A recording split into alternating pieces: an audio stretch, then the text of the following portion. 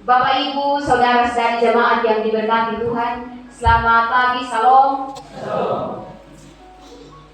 Perenungan di Minggu Sengsara yang kelima hari ini, firman Tuhan berbicara pada kita dengan tema belajar dari Yesus yang berani melawan kejahatan dan aktif menyuarakan kebenaran.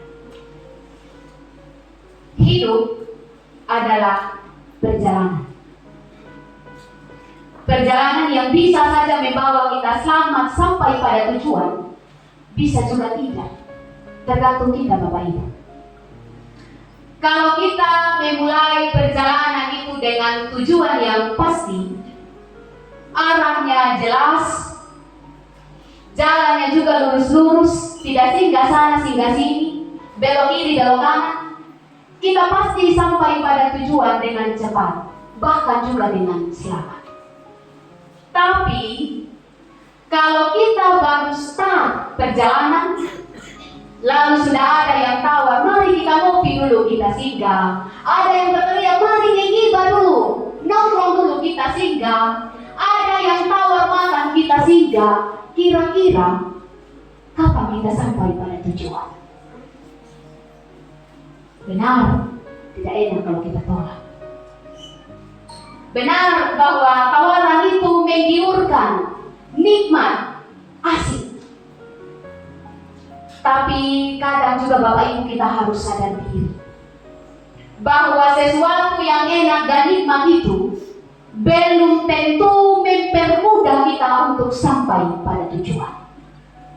Bisa jadi dia hanya hadir sebagai perusak atau juga penghambat.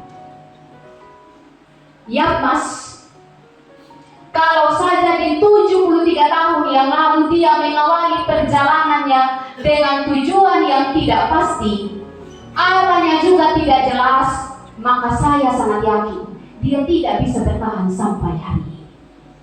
Kalau saja di 73 tahun yang lalu dia memulai perjalanannya, belum setengah perjalanan dia sudah belok kiri, belok kanan, singgah sana, singgah sini, atau yang dimaksudkan ialah dia memulai perjalanannya dengan kecurangan, dengan korupsi, dengan keserakahan dan ketamakan, maka dia tidak akan bertahan sampai dengan hari ini. Tapi karena awal perjalanan yang jelas, dia bisa mencapai tujuannya dengan baik. Tahun demi tahun menghasilkan generasi yang baik dan berkualitas, sebagai bentuk bahwa yayasan ini adalah lembaga yang berdiri atas nama kebenaran. Tujuan hidup kita sebagai orang percaya jelas, Bapak Ibu. Kita hidup untuk Tuhan.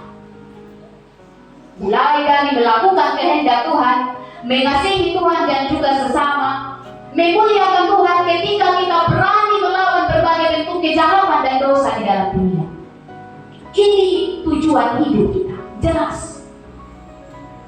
Sekalipun kadang kita suka kepala batu dengan Tuhan.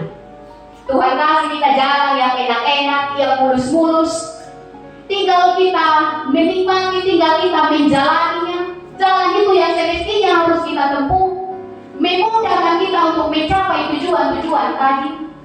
Tapi seringkali, ketimbang melewati jalan yang mulus itu, kita lebih pilih melewati jalan di ujung selatan sana, yang kalau tidak ada musik juga kita bisa goyang-goyang sendiri. Kita buat kita punya jalan sendiri.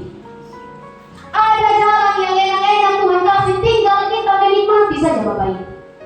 Tapi seringkali ketimbang menikmati, kita lebih memilih untuk kasih setengah mati dalam diri sendiri. Padahal perjalanan ini simpel, sederhana saja. Dia menjadi berat, dia menjadi susah, menjadi setengah mati karena apa? Karena perjalanan ini kita isi dengan agenda kita sendiri. Misi Tuhan nomor 2. Misi Tuhan bahkan paling terakhir. Perjalanan ini menjadi susah karena apa?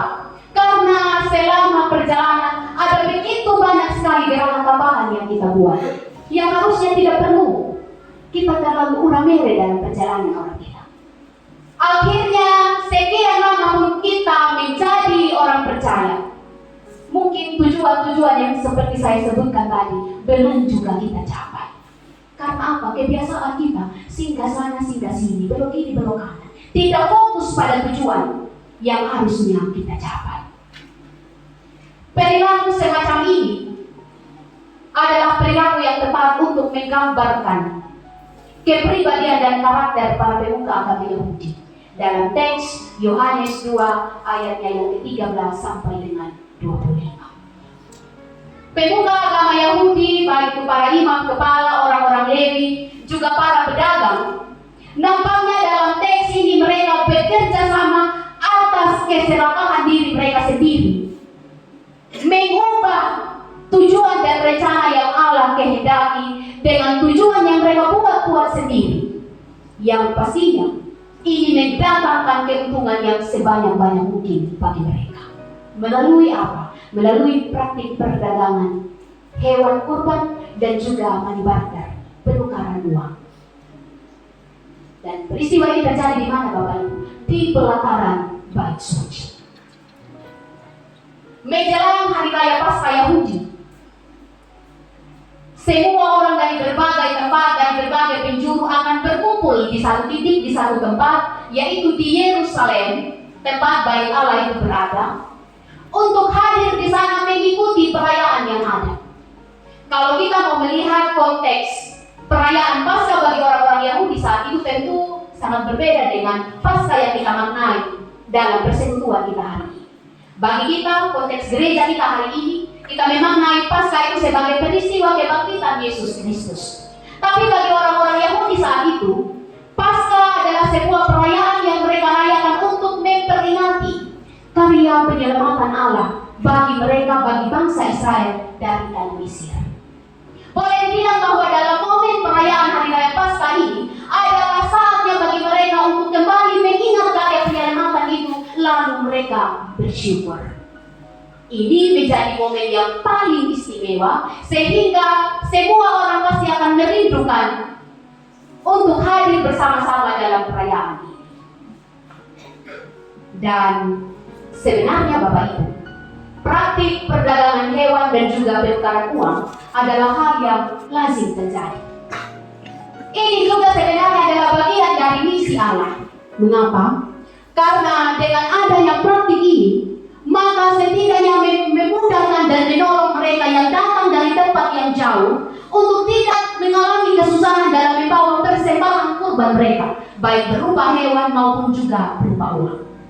Itulah sebabnya kenapa di pelataran Bait Suci terjadi proses perdagangan, yang kemudian pada akhirnya praktik dan proses ini menjadi tercemar, menjadi ternodai oleh karena perilaku buruk beberapa oknum. Yesus juga saat itu hadir dalam perayaan Paskah. Menjelang Hari Raya Paskah, Yesus berada di Yerusalem dan menyaksikan proses demi proses yang sudah jauh berbeda dengan misi dan tujuan Allah sebelumnya. Melihat hal ini, tentu Yesus tidak tinggal diam. Yesus menunjukkan otoritasnya sebagai anak Allah untuk menghalau praktik yang buruk dan busuk ini terjadi di Bait Allah. Dalam teks ini memperlihatkan sosok Yesus yang sedang mengamuk, sosok Yesus yang sedang marah. Mengapa tidak, Bapak Ibu? Bait Allah yang harusnya menjadi tempat setiap orang menerima berkat dan pengampunan, di sisi lain Yesus harus menyaksikan Bait Allah itu menjadi tercemar dan ternodai oleh karena kecurangan, ketamakan dan keserakahan para pemuka agama Yahudi. Yesus yang marah saat itu sebenarnya mau menunjukkan sikapnya yang tegas bahwa Dia berdiri sebagai anak Allah untuk menentang semua praktik-praktik kejahatan itu. Yesus yang marah saat itu sebenarnya mau menunjukkan bahwa ketika Ia memiliki otoritas sebagai anak Allah, Dia mau memakai otoritas itu untuk tetap menjaga kesucian Bait Allah. Dan tentu amarah Yesus ini tidak mendapatkan respon yang baik dari pejabat Bait Suci. Mereka tentu protes terhadap tindakan Yesus yang marah saat itu. Dan Yesus menyikapi protes mereka dengan memberikan satu tantangan. silakan saja kamu hancurkan bait suci ini. Kamu leburkan bait suci ini. Dan saya akan membangunnya kembali dalam waktu yang 3 hari. Mendengar pernyataan Yesus tentu ini menjadi sesuatu hal yang tidak masuk di akal. Bagaimana mungkin kau bisa membangun bait suci dalam waktu 3 hari? Sedangkan para pendahulu kami membutuhkan waktu berpuluh-puluh tahun untuk menyelesaikan pembangunan ini. Karena bagi mereka, pembangunan bait suci yang mereka tangkap dari pernyataan Yesus ialah gedungnya, fisiknya.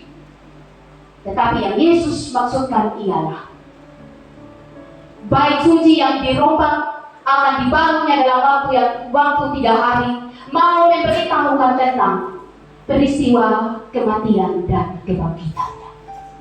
Bahwa Yesus sebagai anak Allah itu akan merendahkan dirinya oleh karena kejahatan dan dosa, oleh karena praktik-praktik kecurangan yang dilakukan para pemuka agama Yahudi, dan untuk memperoleh kehidupan yang baru, kehidupan yang diubahkan, kehidupan yang sudah dibaharui.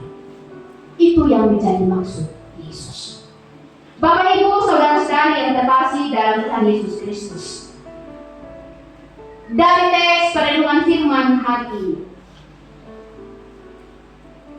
ada 2 pokok penting yang dapat kita jadikan sebagai refleksi iman kita pribadi dan pribadi. Yang pertama, perlawanan Yesus terhadap semua praktik kejahatan, praktik kecurangan yang terjadi di bait Allah harusnya menjadi spirit gereja hari ini. Harusnya menjadi daya dorong bagi kita semua hari ini untuk berdiri di atas nama kebenaran, melawan berbagai bentuk kejahatan dan dosa dalam dunia.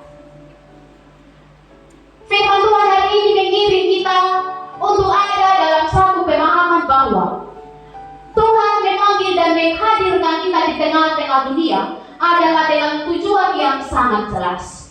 Tuhan tidak pernah memanggil dan menghadirkan kita untuk hanya sekedar jadi penonton, untuk hanya sekedar menyaksikan berbagai bentuk praktik kejahatan, kecurangan, keserakahan, korupsi, cinta uang secara berlebihan terjadi di mana-mana, lalu sebagai orang percaya kita hanya duduk diam dan melihat.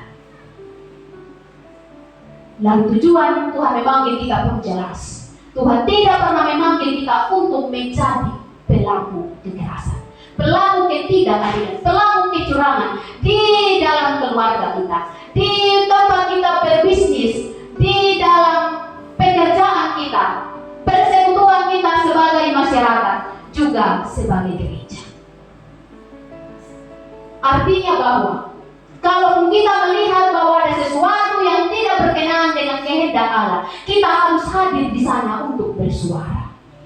Kita harus hadir di sana untuk menyatakan kebenaran. Karena apa Bapak Ibu? Ini adalah panggilan kita bersama. Ini bukan hanya berbicara tentang bahwa itu tugasnya dia, tugasnya dorang, tugasnya mereka. Jangan. Ini adalah panggilan dan kewajiban kita bersama. Lawanlah berbagai bentuk kejahatan, kecurangan. Janganlah menjadi pelaku kejahatan, kecurangan juga di dalam kita menjalani kehidupan yang Tuhan masih karuniakan. Yang kedua, Yesus yang marah dan mengusir para pemuka agama Yahudi, para imam kepala, orang Lewi, para pedagang yang saat itu sedang melakukan transaksi ekonomi, berjalan bersamaan dengan praktik korupsi dan ketidakadilan, mau menunjukkan bahwa Yesus begitu berjuang untuk menjaga kemurnian dan kesucian bait Allah. Ini pun menjadi panggilan hidup kita bersama. Kita terpanggil untuk menjaga kesucian kemurnian gereja, juga diri kita sendiri sebagai bagian dari tubuh Kristus. Artinya bahwa kita pun harus berjuang untuk memastikan bahwa diri kita, keadaan dan kondisi gereja kita hari ini sedang baik-baik saja. Jangan sampai kita datang beribadah dengan hati yang penuh dengan kebencian.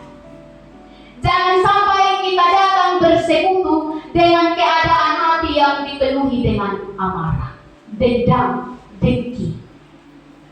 Jangan sampai kita datang bersekutu dengan kita menyadari jelas bahwa kita adalah pelopor kejahatan di mana saja.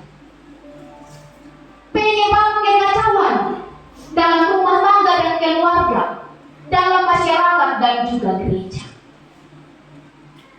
Menjaga diri untuk tetap murni dan kudus sebagaimana yang diperjuangkan Yesus dalam teks ini, rasa-rasanya bukanlah hal yang mudah.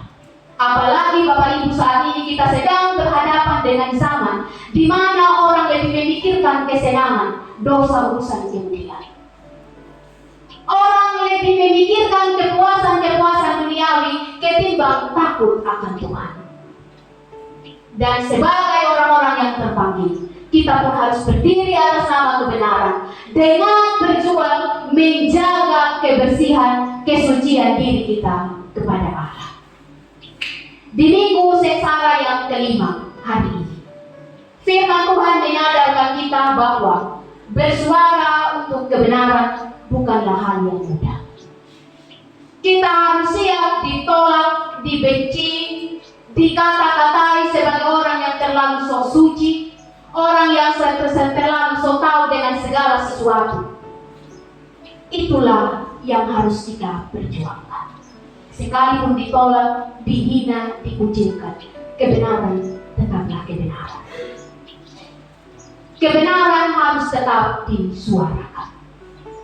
Oleh karena itu, mari dalam kesempatan untuk memperingati minggu sengsara yang kelima hari ini, kita kembali dalam rumah kita, pekerjaan kita, dimanapun kita berada.